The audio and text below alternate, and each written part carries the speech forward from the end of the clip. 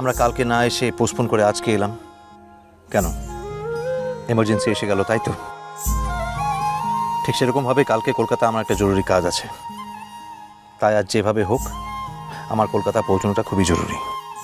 মোর একটা কথা আনছে কি? মো তো এখন তোর কাজটাতে থাকবো ক্লাই, তার লেগেই বলছি একটু কিন্তু নতুন করে ফির কোনো ঝামেলায় জড়াসলা।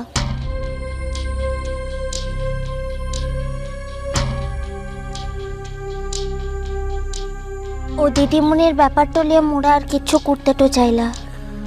ওই ব্যাপারটা এখন তোমার বা আমার কারোর হাতে নেই বাহা। এই কথার মানে? মানেটা খুবই সোজা।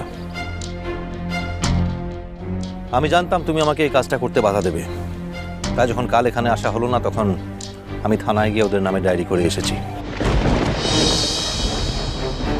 তো এত বড় কামটা করলে মুখে লাভ হলে?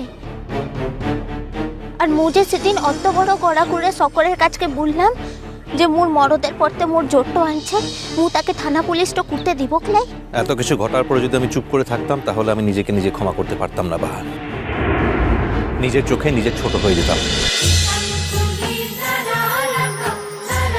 ইষ্টি কুটুম সোম থেকে রবি প্রতিদিন দুপুর 2টোয় স্টার জলসায়।